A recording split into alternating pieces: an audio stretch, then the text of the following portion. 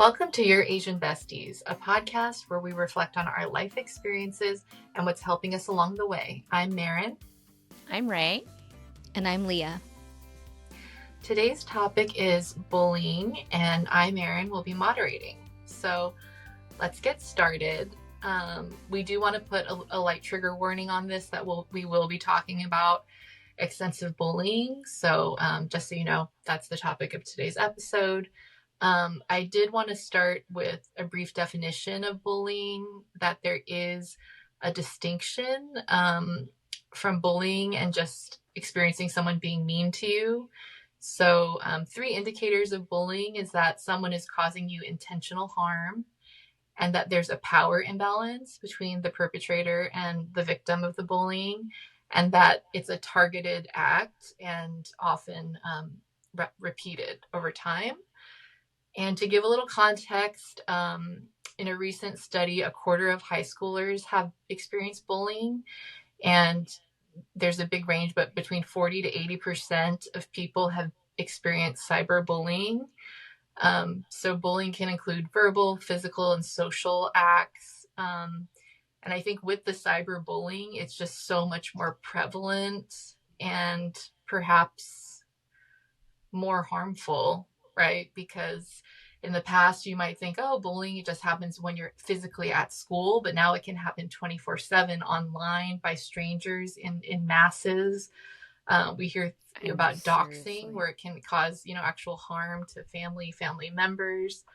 And just briefly, some of the consequences of bullying can include anxiety, depression, isolation, school or workplace or home avoidance, decreased performance at work or school, and even, negative physical symptoms like stomach aches and things like that. It can also lead to things as serious as suicidal ideation and PTSD. So that's just setting the stage. This is a very serious topic, and I think very pervasive. So I think we want to dive into some of our personal experiences, and we'll kind of reflect on past experiences with bullying, moving into the present, and some coping and advice towards the end, looking forward to the future. So I know, Leah, did you have any experiences with bullying growing up?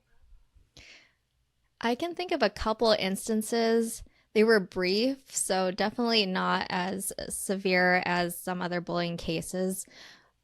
But from previous episodes I mentioned, I was a straight A student, a do-gooder kid. And I remember in 6th grade, I was sitting next to this boy. I was writing, on some worksheet, and he kept flicking my pen and wouldn't stop. And I would tell him multiple times, right, can you stop? I would try and ignore it, doing all the things just to get him to leave me alone. And there's no reason why he was doing it. I don't recall ever having done anything to him or any reason why he would do that. But eventually I did get annoyed enough, and I told the teacher. Actually, I think before I told the teacher, I kind of gently nudged him, stop. And the teacher saw that and called me outside. And once again, I've never been in trouble in my life. So the teacher basically said to me, "Do you like him?" And I was like, "No." I was like, "Here's what happened. Explain the situation." He was flicking my pen, right? So one thing that's interesting, right? You think, okay, for some reason, her first instinct was that I had a crush on him. So that was already awkward. And then the advice she gave me, which was interesting advice, is, well, if that was happening and, totally commiserating with me about the situation, she ended up saying something like, if your instinct or to get someone to stop is going to be hitting someone, you might as well hit with intent. So you end up going to the principal's office, make it worth it, right? It's not worth it to kind of hit.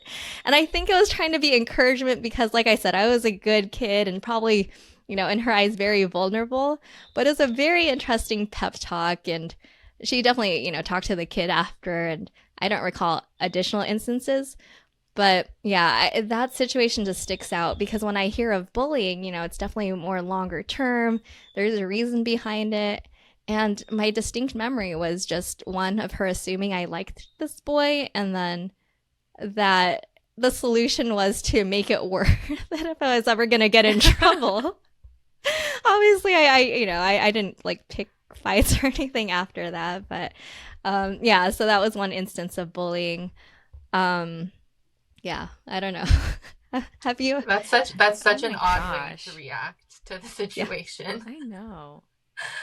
Yeah. Yeah, and I think that's such an interesting piece of advice. And I'm really curious, do you know like what she told the boy? I don't. I know. I just remember it I'm stopped. curious. Yeah. Hmm. Very I'm really odd. curious. I'm so curious, like how, because I know that the way that, teachers or adults, what they tell women and what they tell men, are very different. I think I heard something like, of a child of like this boy like kept on like snapping like a girl's bra, like he was sitting right behind her or something like that, and he just kept flicking it. And I think they were all like, oh, he just likes you, like just ignore him, it's fine, he'll get over it. And I'm like, that's how we encourage and normalize, like, violence against men. And so yeah, I'm really curious how Yeah, that kind that of was crossed my different. mind as well. It was a little bit victim blamey. I mean, you hear that all Yeah. the time where if a man, or a boy is harassing a girl or a young woman, that they blame the woman for what they're wearing or, and yeah, very unfair. That might play into the power imbalance that was That's included in the true. definition of bullying. Yeah, Really sad. I mean, I'll absolutely. briefly say that I'm similar to Leah. I didn't have repetitive instances of bullying, but I just had the random acts of mean girlness, you know, here and there through elementary school or middle school, or boys teasing. I mean, that starts to happen in middle and high school. And I remember this one kid in my class was like, "Did you get that Calvin Klein shirt from Costco?" Or "That's not a real Calvin Klein." Just these types of questions. Um, so there's a lot of that behavior, but luckily, I don't think it had like a lasting impact on me. It might have just ruined my day and made me a little extra self conscious. But it is super annoying that boys express their like affection for girls that way, because I experienced that a lot as well in high school. Just people that are constantly annoying you and making fun of you and looking at every little flaw in your face and drawing attention to it. Um, and I think that's one aspect of the bullying, is that a lot of times they're deflecting their own Hmm. self-consciousness out onto other people, right? To kind of deflect the attention from them in some cases, or repeating patterns of bullying that they're experiencing at home. But often I've heard that bullies, they experience a sense of powerlessness and insecurity, right? And so they're seeking attention in this kind of negative way. Yeah. But I know, Ray, you have a story of real bullying, and I know it's a really sensitive topic. So I just want to let you know that me and Leah are here for you. It's a safe space. Take all the breaks you need. But we would love to, hear about this as much as comfortable for you to tell. Because I think we can learn a lot from it, and especially just your experience, how it affected you, and what kind of support you had or wish you had. I think this can help a lot of people. So thank you for being brave and sharing your story. Oh gosh. So yeah, I thank you for that. So I was bullied from second grade to all the way to the end of high school, basically. And I think it was great that you shared in the beginning what bullying is. And it's not just being mean, although it can be to whatever degree, right? Because even a single instance of being mean could lead to a lot of detrimental health or, even your life. Um, but what you said is very key, that it was like repetitive and it was targeted, right? And I think the instance of bullying that I wanted to focus on today was not when I was in elementary school, but when I was in middle school and high school. There was one female. Leah, you were talking about like the mean boys, and now I'm going to talk to you guys about the mean girls, right? And there was one female uh, peer, classmate. We're just going to call her Julia, just for like clarity. That's not her real name. Um, but Julia, I didn't really know a lot about her. But she had a family, and many of her family members attended our school together. And I remember she would do things during school that intentionally made my life miserable, right? And this was someone who I thought was my friend in the beginning, right? And, like girls, they like, borrow each other's clothes and things like that. And so I remember like lending her a pair of black shorts, and she would wear them, and like I didn't really have a lot of ability to vocalize my needs or wants. And so I thought I was like saying, "Oh, I would like my pants back." And I think I made some kind of attempt to get them back. But I just remember she would just not give them back and like wear them over weeks. And then at some point, I think she thought it would be funny, and so she gave them to her family members, and they would wear my shorts around school. And then I think they would make like a direct sort of appearance to tell me like, "Hey, we're not giving these shorts back to you on purpose, and we're just going to be really mean about it." And I feel like that That's not I funny. know it's not. It's so odd. I have to chime in and just say that's very odd that she passed the shorts around and then made a show of it. It's just, you wonder what's behind that. Mm-hmm. I mean, it's just Yeah. There's no, it seems like there's no was end to no it. end. Like on the bully side, right? It's like one mean act isn't enough, and then you have to like juice it for all it has. Yeah, That's and what this it was sounds like one of the smallest things, right?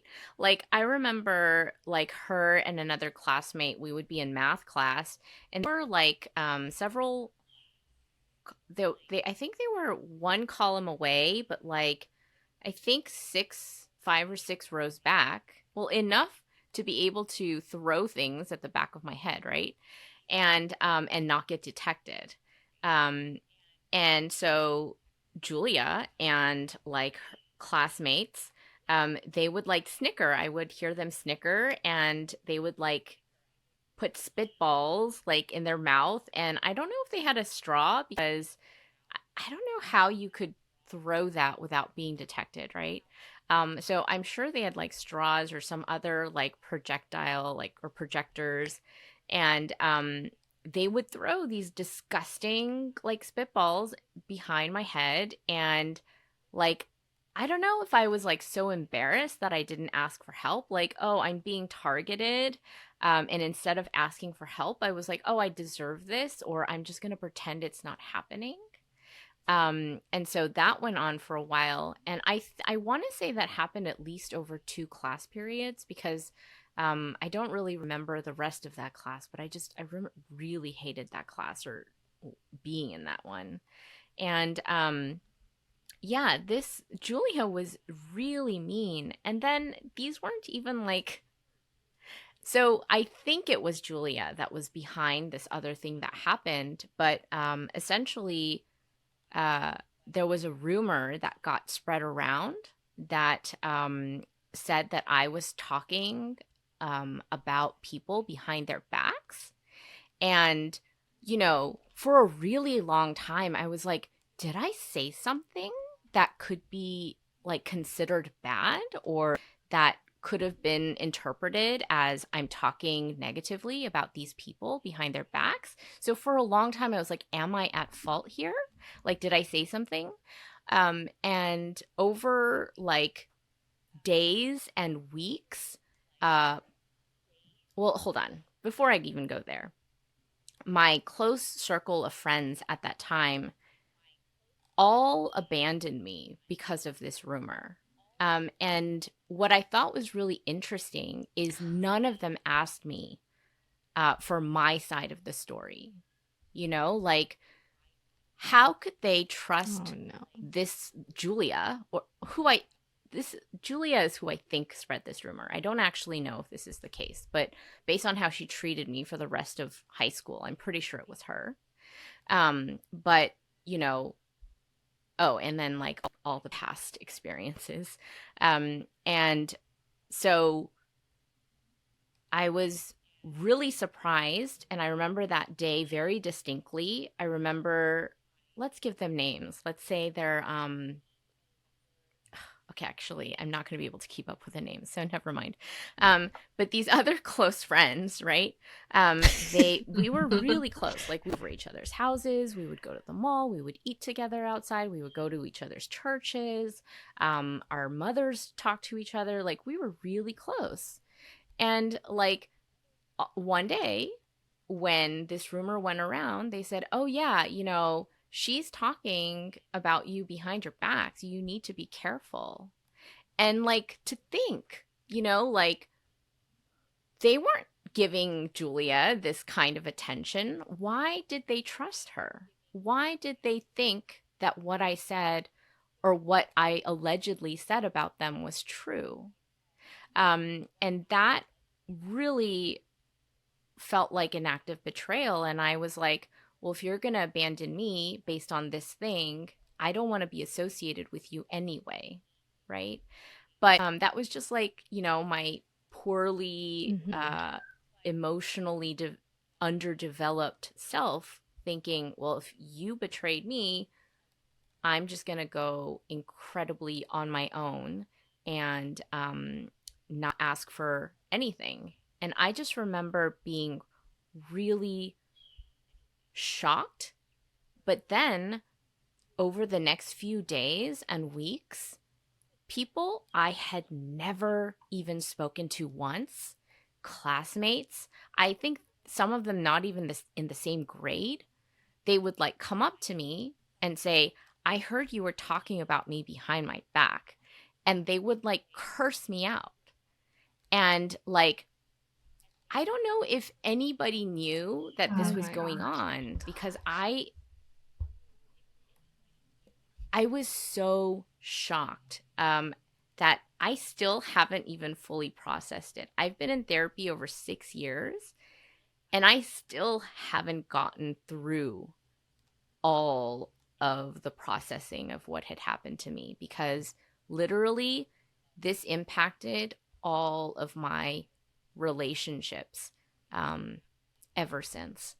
And so it was really tough. Yeah. I just want to chime in and say, I'm so sorry. And like, just Yeah. to take people back to that time in your life where the acceptance of your peers, your Right. friendship, I mean, it's like everything to you. And so to have those betrayals of your very close friends, but then like the mass of people in your classes as well, and experiencing that aggression, it feels like the end of the world at that time. We have to kind of take ourselves back to that time. And I think what you're describing, a lot of times when you think of bullying, you think, oh, it's a physical assault or it's a verbal assault, both of which you did experience, with the spitballing and then the cussing you out and the like intimidation and all of that with wearing the clothes. But what you're talking about is actually the social bullying, which is someone that is ruining your reputation, damaging your relationships. And I think a lot of young people experience that type of bullying now.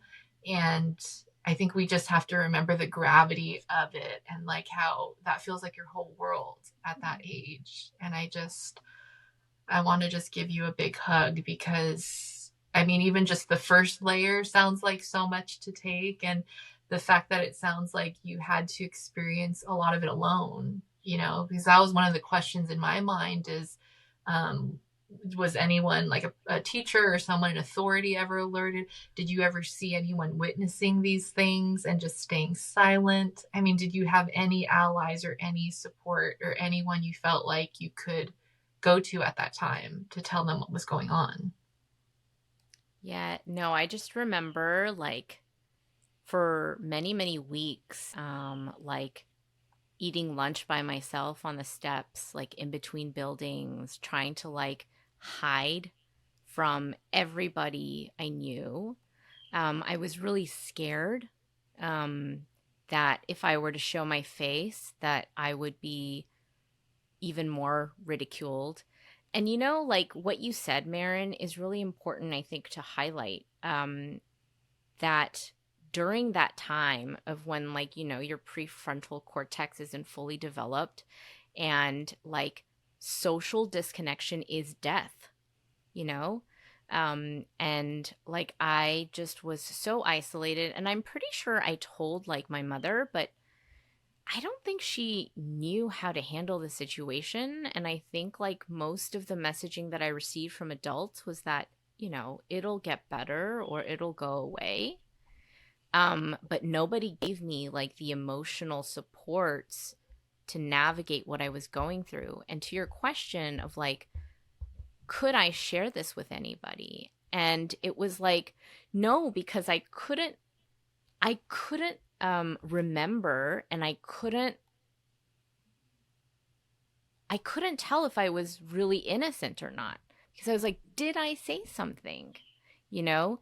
And the more that I thought about it and ruminated over it over decades, I was like, no, because if I think about it, like people that I had never known, like were coming up to me and telling me that I was talking about their backs. And when I'm thinking about these rumors going around, there were probably no specifics mentioned, you know, like That's what they I was going to probably, ask. Like, yeah, did they just said, "Oh, I heard you were talking about me." That's what they all said.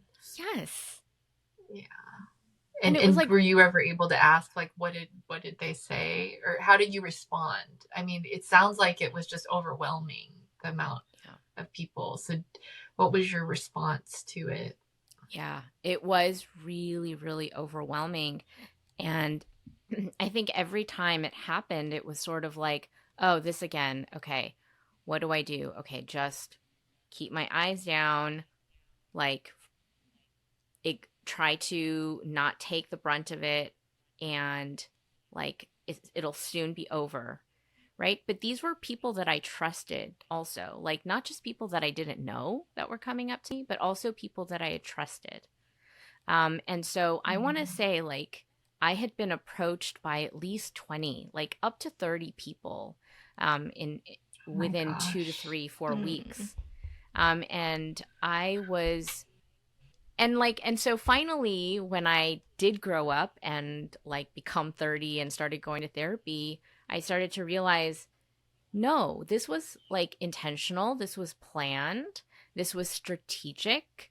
I had, you know, whatever I had said, if I had said anything, it did not warrant or I did not deserve this. And it was a calculated attack to damage my reputation and, um, you know, strip me away from all of the connections that I had known or relied on. And I started to get really angry that I allowed this person to do this. And I was like, why didn't I have the courage to tell people that I didn't do this? Why couldn't I clear my name? And it was because I was really embarrassed. I thought, um, if this person has all this social capital to rally all of these people behind her, then, and I have no ability to do this, how am I going to how is anybody going to believe me if I don't come at the situation with equal social capital as she did? Right. And that's the power imbalance Right? there. Right. I Mm-hmm. mean, you were completely outnumbered, and she had, I don't know, was she like a popular person? I mean, clearly she had an influence or was able to influence a lot of people to turn against you for no reason. Right. So yeah, I'm so sorry that this Yeah. happened. And I mean, with your close friends, was there any questioning? Like, were you ever able to have conversations with them, or they cut you off immediately? Yeah, they cut me off immediately. And, I think, like, eventually, I think, like, in June, like, my junior year or senior year, like, I did start talking to these people again, like these friends who were close to me. And I remember one of the girls was like, but, and like, we had, like, established, like, a cordial relationship again, but it was never like how close we were. But one of them, she actually passed away from cancer. She told me, like, in, I think it was junior or senior year, she was like, yeah, I forgive you because I know that you did talk about me behind my back, but, like, and you actually did. And I was like, I was so shocked because I never had the ability or the courage to share that that was a lie. Um, because again, I didn't know if I did say something that could have been misinterpreted. But in hindsight, I mean, I'm judging based on, like, my personality and my low self-esteem to start with, do-gooder, like, type of personality, and I don't think that that's something I could have done. I don't think that's it. Yeah. So I can't remember. Well, it sounds like you kind of started questioning yourself because of the amount of people that were coming to you Oh for, yeah. with these accusations. And so I mean, that's how fake news is spread right now. Now you just hear it from so many sources, but there's like no truth to it. And I mean, I know you mentioned some of it, but I mean, how did this really affect you at the time? Like, how much of it really got in terms of, you know, did you take? Obviously, you took the betrayal of your friends and how they couldn't even come to you and have a conversation and ask a few more questions. I mean, that's extremely hurtful, as you said, and you kind of put into question, like, probably maybe gave you some trust issues, moving forward. Like, who can I trust? Because I thought these were my best friends and they acted no differently than these strangers, who came up to me. But I'm just wondering, like, was there anything that you did do to cope at that time that maybe helped you a little bit? And what were the actual effects of this at the time? Like, were you thinking you're a terrible person? I mean, you started to question, like, did I say hurtful things, Mm. even though you weren't that type of person? I mean, we can say that, I knew you in elementary school and you were a very sweet, bubbly, positive, smiley girl. And so if I heard that, Aw. I would be like, Diane Ray, like, I don't believe it. So it's really almost unbelievable for me, like, having known you as a child, that everyone would at face value just believe these rumors, because it doesn't really correlate with who you are Well, thank you for and the saying impression you that. give off. Thank you for saying that. Yeah. I want to say, like, I remember, like, reading something when I was a little bit older of, like, you know, I can't remember the quote, but it's like, okay, fine, if you hear something, people saying something bad about you, like, why were they so comfortable to say that around you in the first place, right? And so I just kept thinking, like, if Julia had said all of these things about what I had said, or what I had allegedly said, why, what were you guys talking about to begin with for that to have even come up? Right? So it was like, Mm-hmm. oh, so actually you guys were talking about me behind my back. Um, and then you believed what she said because you guys were engaging in this gossip to begin with. And so, like, I think to answer your question about coping, um, I think that's when I started like getting involved in um, like school related extracurricular things. I started like getting into clubs because I didn't want myself. You know, I didn't want to be alone.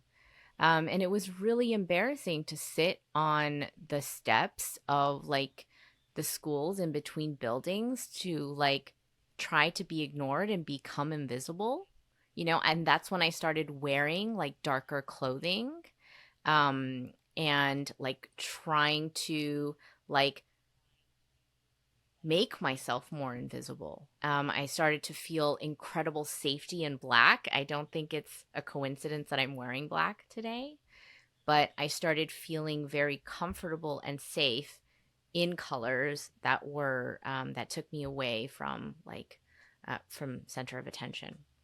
And so I stopped wearing colorful things. I stopped wearing pink. I stopped wearing bowls. I think eventually in high school, like later years, it started coming back as I started to get more into like leadership positions, and like I remember seeking a lot of comfort in adults. So I remember feeling safe in the counselors. I remember like helping the counselors out. I remember uh, joining all these clubs because all the teachers had sponsored these clubs during lunchtime. So, like, I had somewhere safe to eat. And I knew that with adults around that I was safe. And so I think that's kind of when I started to more mature and associate less with peers and associate more with adults. Um, and uh, and also I want to say that's when I also stopped hanging out with Asian people, specifically Korean girls. And so like I started seeking friendships outside of, um, and so I think like the first group of friends I had after that, like they were all multicultural. And then I think towards when I started getting safe again or feeling better, um, or having kind of overcome some of that initial shock, I started like wearing colors again and started still associating a lot with adults, but starting to associate more with Asian people again, but not with the Korean girls. Other Asians, just not the Korean girls. Yeah. And just to remind our listeners Oh. that Ray is Korean American. Yeah, I mean, it's so interesting. I hung out with a bunch of Korean girls too growing up. They could sometimes, I'm not stereotyping all Korean girls, but I mean, at my school as well, is like the clique, Yeah. and they could be a Korean little bit girls can be girlish mean. as well. They're a little scary. Yeah, right. They're a little scary.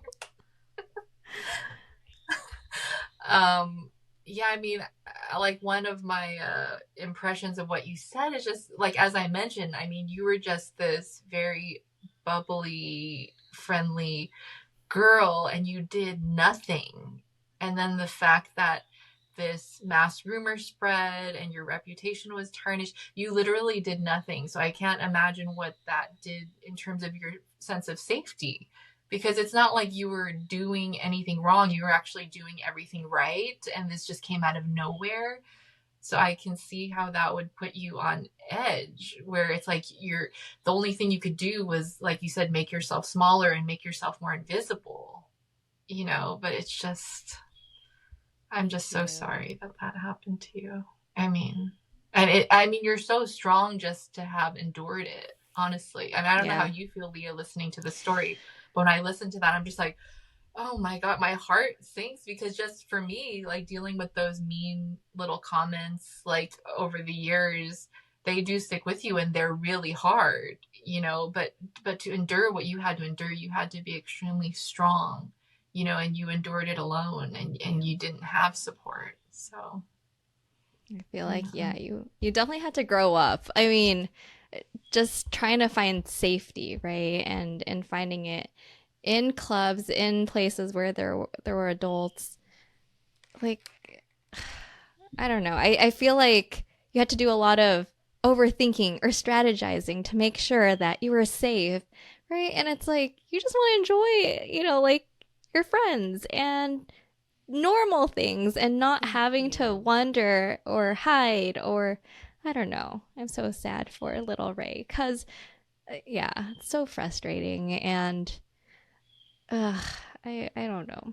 It makes me very sad to hear that, but I echo Marin. I'm glad you were able to get that and find some of those bright spots and Well, it's go also into like an leadership. amazing way she dealt with it, right? Because some Yeah, people could have went the opposite way and got super aggressive and resentful, or they could have turned to substances. I mean, there's so yeah, many destructive ways that would have actually been pretty understandable given the circumstances. But you really responded in a pretty positive way by upping your extracurriculars. You know, I mean, I know that there's obviously a downside to that of People please. seeking the approval, yeah, of, yeah. authoritarian. But I'm just saying that, I mean, it does speak to your character that that's the way that you dealt with the situation. Oh, Because that's especially so at that kind. age, I mean, many people could have acted out in destructive ways. As you Yeah. mentioned, like the potentially destructive way, maybe I did kind of go through some of I was those. gonna say, were there though? Yeah, Yeah, because I'm getting angry on your behalf. I'm like, Yeah. there is no. Well, and I was just thinking, like, I think that did mark like an era of a lot of passive aggression, and like, a lot of people pleasing, a lot of fawning, and freezing, and still not knowing how to navigate conflicts and disagreements, and like my therapist and I have been working on like building those strengths and building those strategies and identifying tools that can help us. And I think for a long time she had to like uncover like, why do you think that that's an unhealthy way to express disagreement? Why do you think that that's, showing conflict? Why do you think, like, there was a lot of unhealthy, like, limiting beliefs about myself, about the way that I communicated, um, that I had to unlearn in order to actually say I am worthy. I deserve the same amount of respect as everybody else does. And I don't think it helps that, like, I'm a neurodivergent person, and that I didn't know how to deal with this. I think a lot of people do kind of overcome it, but I am an overthinker naturally, and so this made me overthink even more. But I wanted to mention, like, I think a lot of people ask about people who decide to homeschool, which, maybe I might consider doing for my daughter in the future. Like, how are you going to socialize her? And I'm just like, listen, like, if you think, you know, sending them to a high school that, has all of these predatory behaviors and like normalizes abusive behavior as socialization, like, you are part of the problem, in why we have a society that doesn't know how to communicate effectively and properly. And I don't think it's ironic that I went into teaching communications for 15 plus years, and why I still consider that to be my work, um, is because I understand how damaging uh, disconnection can be, and how communication is a really big um, component of perpetuating or allowing those things to continue. Um, but, I just do think like it's been so difficult to process this, but it's been so helpful to have a therapist and also to have circles of friends like this, where I can share what happened to me, and that I am, reminded that I'm not alone. And like I think Marin said in one of our earlier episodes, why something like this, having conversations like this in a public way, is very special, is because, I think we do model what good friendship, what good communication, what good support can look like. So thank you, ladies, for listening to this experience and for validating that I wasn't alone, and for letting me talk it out, because I think that's important, to be able to talk out what you went through and know that you have power in being able to utilize and use your voice, and to put words behind what you're feeling. Thank you. I feel like snapping, but I actually can't snap. It's like poetry. Yes. Imagine Marin snapping. Yes. I mean, thank you so much for telling, your story. And another thing that came to mind as you were speaking is that it's so unfair, because it's almost like all the fawning, which you've mentioned on previous episodes, that's kind of your response to triggers and trauma, is to fawn and over people please. But it's all in response to these lies that was spread by your bully. It had nothing to do with you and your inherent character. And it really like shifted the trajectory of your life, and was such an emotional burden. So I'm just very angry on your behalf. Because I'm going through my rebellion now, though. And so yes. I was gonna say, Bring it all out. Be like my teacher. So like, yeah, if you're gonna like take a stance, go all the way. Go to jail for it. Don't half-ass it. I know. So watch out for the Scorpio. The Scorpio's coming out. It's a Scorpio era. I think you're right, though, Marin. Like that idea of like, because of the nature of that particular rumor, right? That I'm talking, like, I don't want to curse on this podcast, but that I'm talking about people behind their backs. That rumor, because of the nature of that particular rumor, like, additional filter of you always have to be a good person, even though like I didn't want to be a bad person when that happened, or even before that. I had that additional filter of I have to be really, and so like the constant perception, like curating of, okay, I'm always going to have to choose the right thing, because I don't want to make it ever feel like this rumor could have been true. So it held a lot of power over me, and it still does. And I'm finally like, you know what? I don't have to be likable. I can be disagreeable. You know what? Screw you. I'm going to say what I want and what I need, because I'm not going to let this have power over me anymore. So yeah, if anybody listening to this has a story of being bullied, or having had something so damaging have so much power over you all of these years, please let us know. Like, share with us your stories. We would love to highlight them in any kind of way, or let you know that you're not alone. Yeah, because I think one of the difficult things is that I imagine, didn't get closure because you didn't even know what the rumors were. So, I mean, you knew who the bully was who spread the rumors, but it was like this invisible force, and so it wasn't like a specific context. Like, some people experience trauma in a very specific context, and so they get traumatized when those, that context, they come into that. But for you, it was this like all pervasive, invisible, you didn't know what the rumor was. But I agree with you, like sometimes being able to tell your story in a safe space with people you trust, you can somewhat get that closure, because you can talk it out and you can make an ending to it that you never get in real life, but yeah, I'm excited for your new era. I think you're going to use all that strength and you're going to channel it in a good way. And if anything, I think the most empathetic people that I meet and the most compassionate people I meet actually have struggled in a lot of ways. And so they say it's like your burden can also be your the gift, right? That creates those characteristics in you. You're definitely a survivor.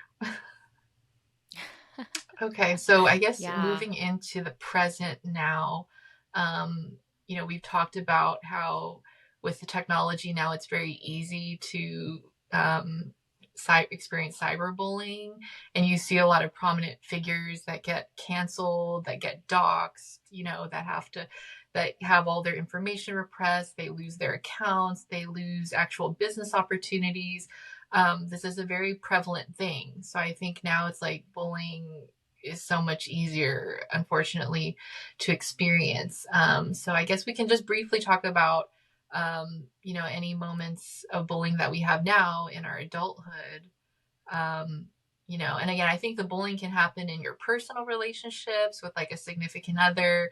It can happen with family. You hear that within the Asian community that there's a lot of fat phobia and a lot of bullying that can happen around body image with parents, grandparents, relatives.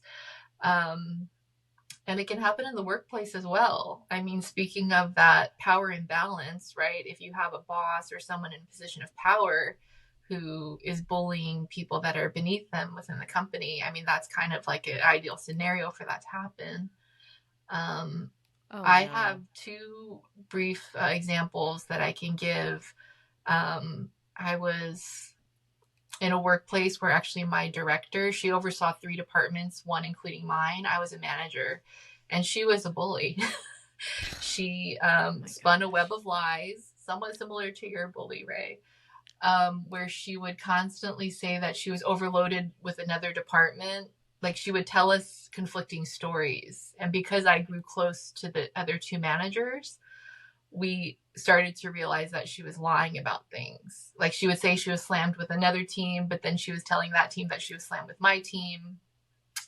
And she was pretty tyrannical in terms of her management style.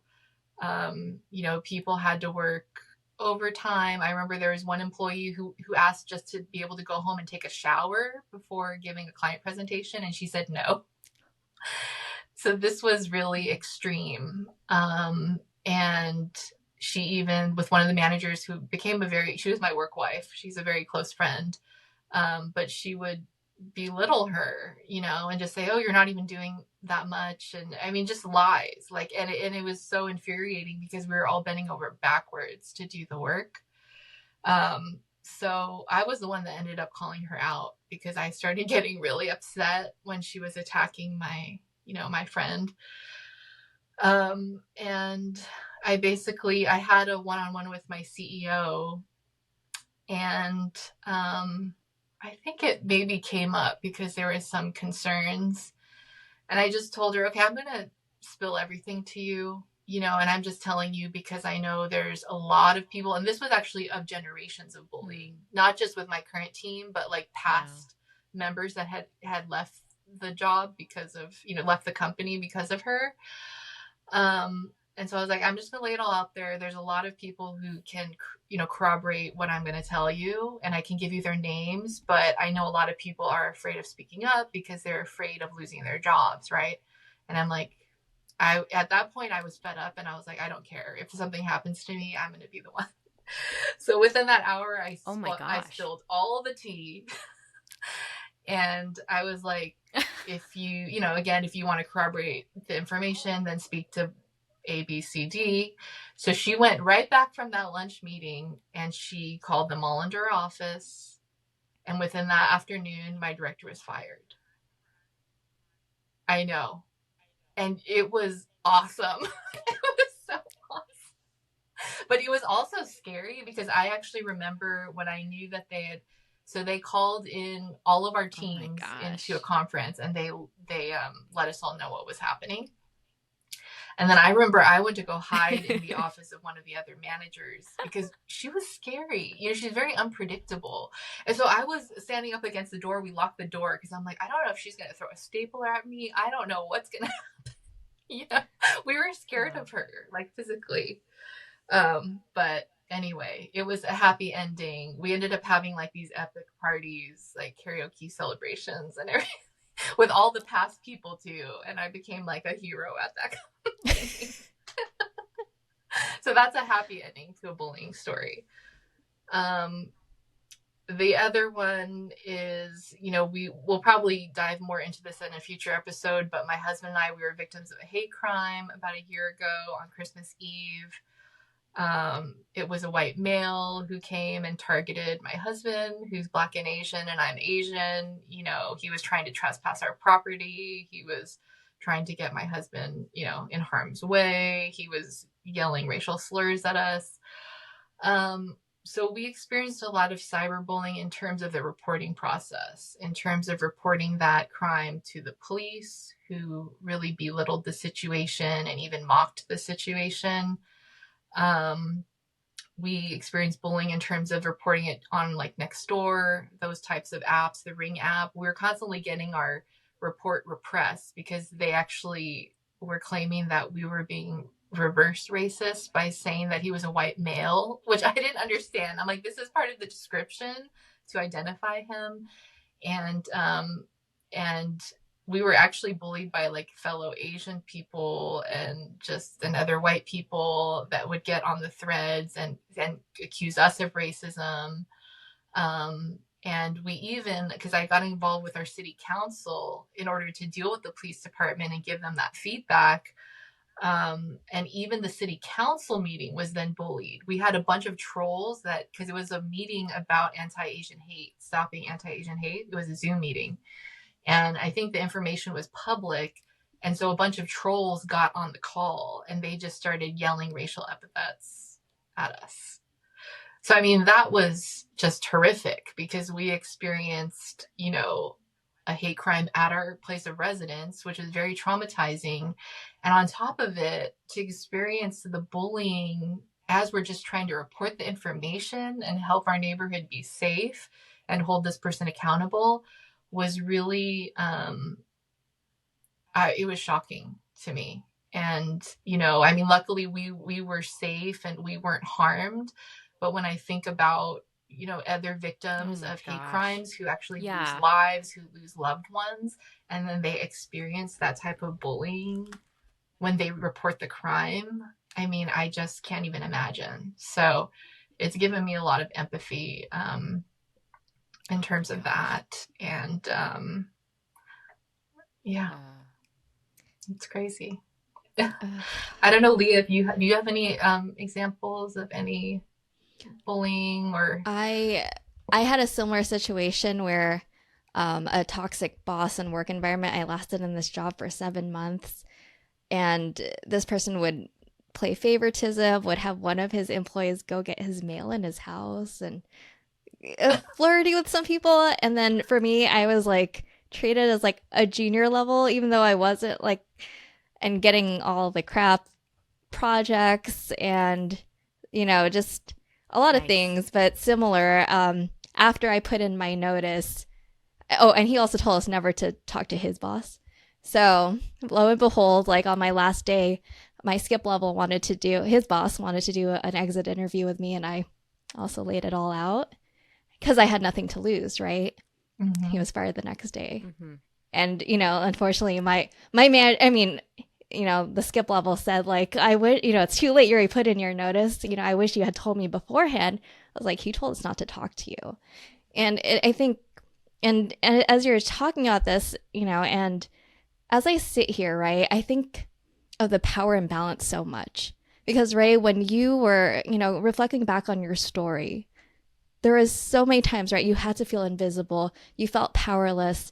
You didn't have that voice. You didn't know who, like how to have that confidence to push back, right? To have the audacity to say, like, you're talking about me, like, you're making up stories about me too, right? And in hindsight, like, Marin, like, the ability for us to be able to say, I have nothing to lose, honestly, like, a job pays you, right? It's like you do have something to lose, but there's a point where that self-esteem becomes so important, and knowing what's right becomes much more important. Getting justice becomes so much more important, right? That you have no other choice than to vocalize it, to make sure that something happens to those people who are bullies, who are creating these toxic environments, who are making us feel othered or less than.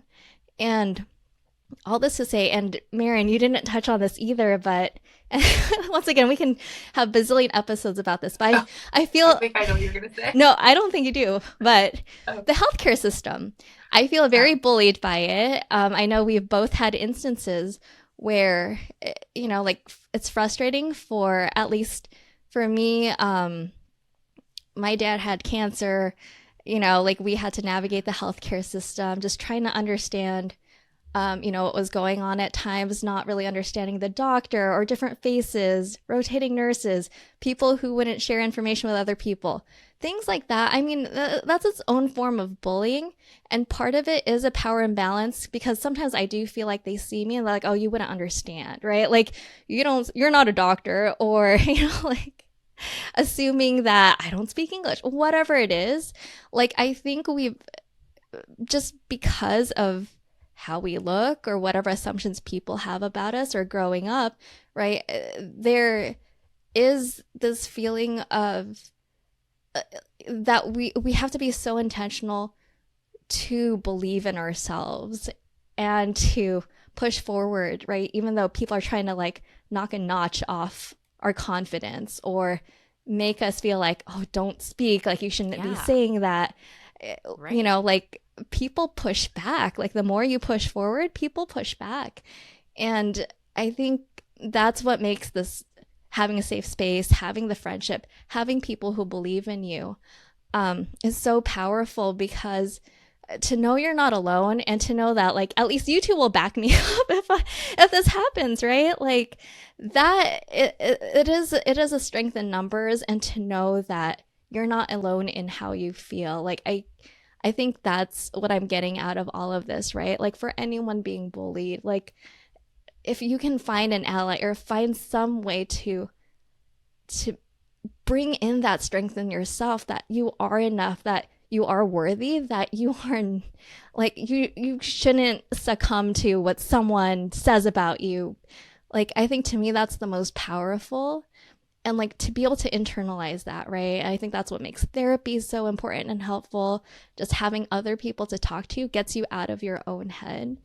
And like all that, like otherwise you wouldn't have the power. You'd stay in that toxic work environment forever, or you'd want to stay invisible forever, right? And everyone needs that light in you. And I think that's what like gets me the most fired up, is like, don't let other people make you small. And it pisses me off that there are people out there who are so intent on making people feel small.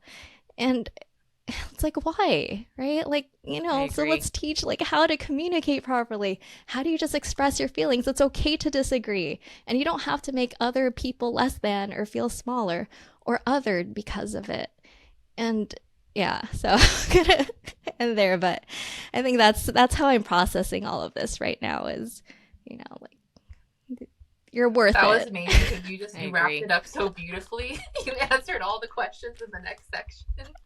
And yes, that was a wonderful way to wrap up. I mean, I love, Ray, if you have any final thoughts on, you know, what you've learned from these experiences, and, you know, how do you think you might handle bullies in the future, related to, you both have children, and so any takeaways from you that you'd like to add? Gosh, Leah, I think what you said is really beautiful. And I think as you were saying that, like the equation that popped up for me, or the visual that popped up for me, is that, you know, finding justice really is about finding equality, and being able to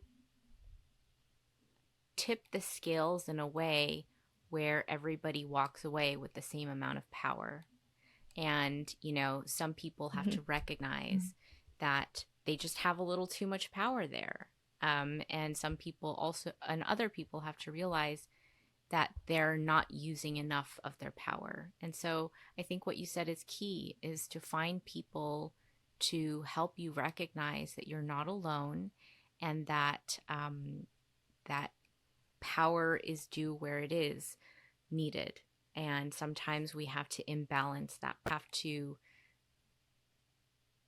I can't figure out how to articulate that visual, but sometimes we have to, do this thing to make sure that everybody has the same. Yeah, Like the no, Libra yes, scales, like get the Yeah, scales in balance. balance. yes, exactly. So that everybody has the same amount of power at the end. Oh, I love this that we ended on a really inspiring note.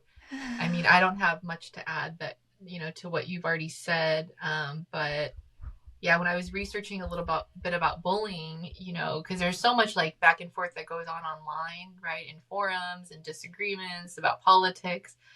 And I was listening to a podcast called Welcome to Group Therapy, and they were actually addressing bullying because a lot of them are therapists to young people that are experiencing bullying.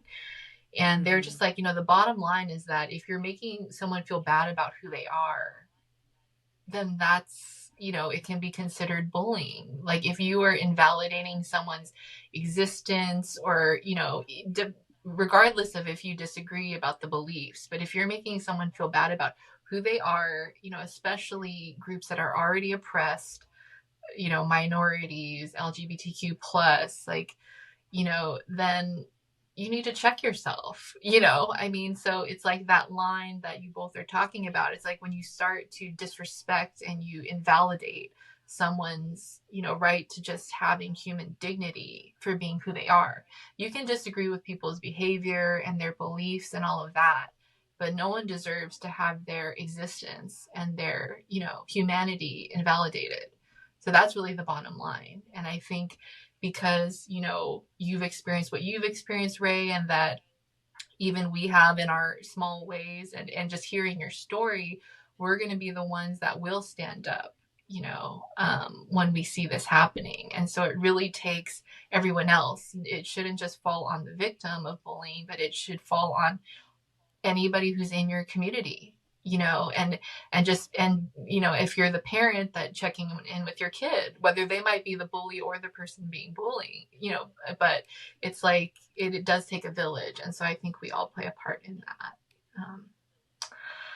So yeah, so let's end on with the final word. And as Ray said, if you have stories of bullying and anything that you've learned or take away, we'd love to hear about it. You can always email us at yourasianbesties@gmail.com, or you can send us a DM on any of the social platforms at Your Asian Besties. I think this is a really good topic to express awareness on, and offer any resources and advice that you all may have.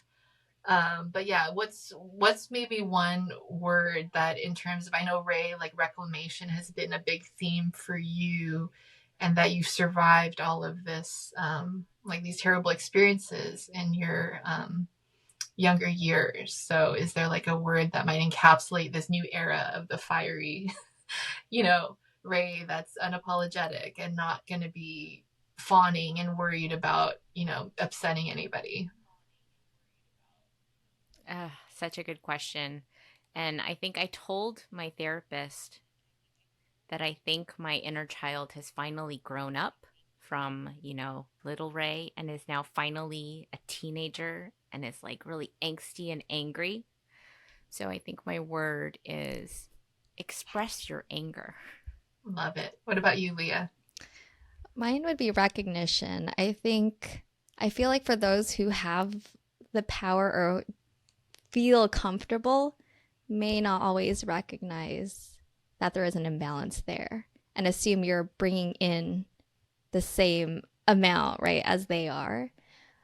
So I think it's that, recognize that not everyone comes from the same privilege as you, or has the same power, or has the same level of self-esteem or confidence you do, right? So I think that's where the kindness comes in, is to recognize that. Yeah, I think mine would be, stand up and speak up.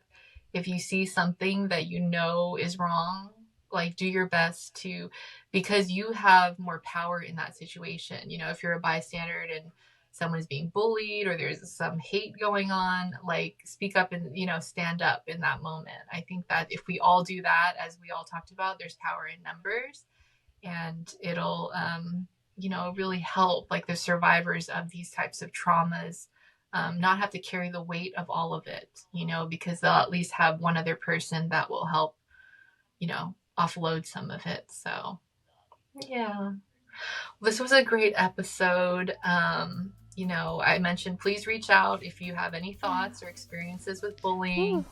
But just to wrap up, if you haven't already, follow us at Your Asian Besties on all the social platforms and subscribe to our podcast on Spotify and Apple Podcasts. And thanks so much for listening and holding space on this very important topic. Bye. Bye. Okay, I'm going to stop recording.